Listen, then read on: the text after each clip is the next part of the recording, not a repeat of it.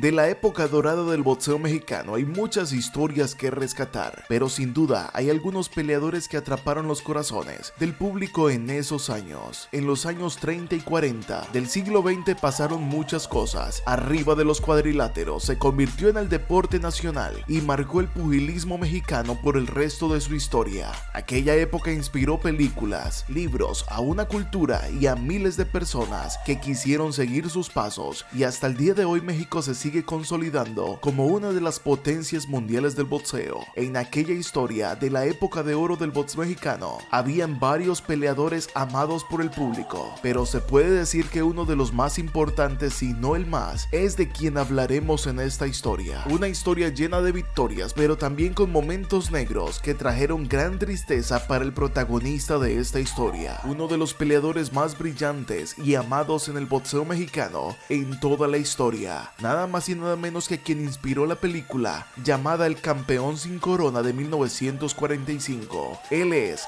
Rodolfo El Chango Casanova. Una de las páginas gloriosas más grandes del box mexicano. El auténtico campeón mundial sin corona. Una propiedad nacional. El inconmensurable, el extraordinario Chango Rodolfo Casanova.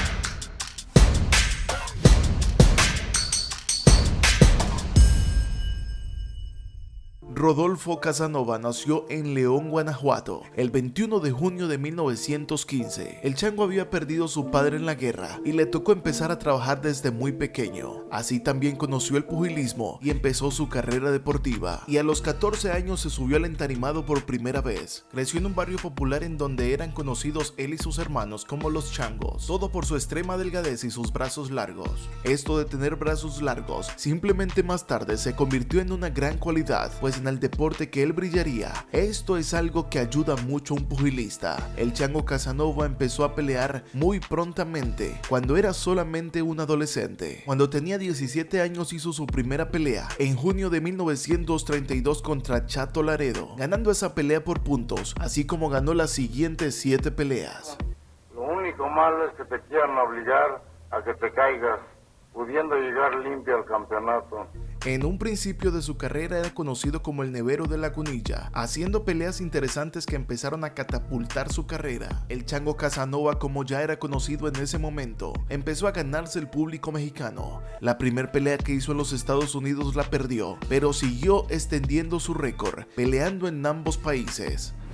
El Chango en poco tiempo alcanzó un récord de 31 peleas, en donde había ganado 24 por nocaut. Así recibió la primera oportunidad de competir por un título mundial, esto en 1934. La oportunidad era en la categoría de peso gallo y tendría lugar en Montreal, Canadá. Su rival era un puertorriqueño llamado Sisto Escobar. En el cuadrilátero se enfrentaban dos estilos de peleas totalmente diferentes. El mexicano encarnaba un estilo de fajador, algo por el cual era muy conocido el boxeo mexicano en esos momentos, a lo que le conocían como la Escuela Nacional. Peleador mexicano que se respetara, era un peleador fajador. El caribeño optaba por un estilo más a la distancia, lo que se conocía como un estilo europeo. Cuando los aficionados sopesaron los dos estilos, dieron como favorito al Chango Casanova, pues el Chango superaba con creces la cantidad de knockout que había conseguido su rival. Para el pueblo mexicano era una oportunidad a nivel mundial, lo cual los hacía muy orgullosos, y tener como representante al Chango Casanova era un orgullo para el pueblo mexicano. Casanova llegó a la capital canadiense el 5 de junio de 1934. Desde entonces emprendió un riguroso entrenamiento, típico de cómo se preparaba un peleador en esos momentos, recibiendo también frecuentes visitas de la prensa, quien atestiguaban de su disciplina inquebrantable. Pero lamentablemente, el peleador que se estaba convirtiendo en un hombre conocido en México tenía algo que lo acompañaría no solamente el resto de su carrera, sino el resto de su vida. Una noche antes del combate, el Chango Casanova eludió al equipo encabezado por el manager Luis Morales. Además, no me dejan salir.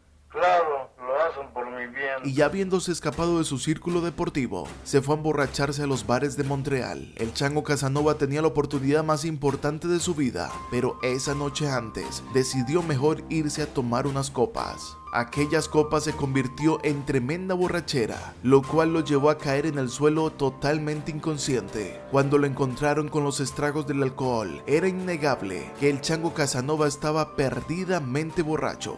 Así que el mismo día de la pelea, el círculo deportivo del Chango Casanova lo debió de recoger del suelo e intentarlo recuperar para la pelea. Cosa asombrosa y que pocas veces en la historia se ha visto, y eso que se han visto muchas cosas inimaginables antes de una pelea por un título mundial.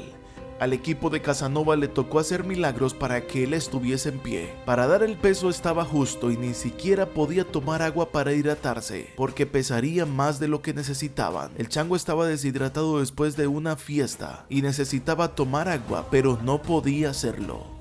Así que Sisto Escobar se subiría esa noche al ring contra un hombre que prácticamente se encontraba todavía borracho. El Foro de Montreal recibió a los dos peleadores a las 8:15 de la noche y al término del primer round, el mexicano ya tenía un corte en el rostro. Para el tercer round el boricua tomó el control e hizo caer en su juego al Chango Casanova, tirándolo al suelo. Desde la noche anterior había quedado deshecha la estrategia del mexicano. El hombre oriundo de Guanajuato no aguantó y se cayó a la lona y demoró 2 minutos en la lona hasta que Sisto le tendió la mano para que se levantara. El Chango Casanova perdía la pelea y su única oportunidad de un título mundial.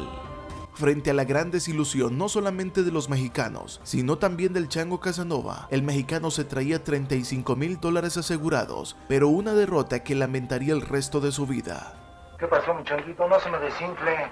No, manito, yo ya no soy nadie, ni cuento para nada. El alcohol simplemente se convirtió en un acompañante del Chango Casanova, pero las noches de gloria peleando en México apenas estaban por comenzar. El Chango se había ganado el corazón de los mexicanos y siguió peleando aunque no tenía su título mundial. Más adelante, en 1937, se enfrentó contra Henry Armstrong, un peleador leyenda del boxeo estadounidense, de quien está la historia en el canal. Quiero dejarte el enlace en la descripción y en las tarjetas para que lo veas una vez termines este.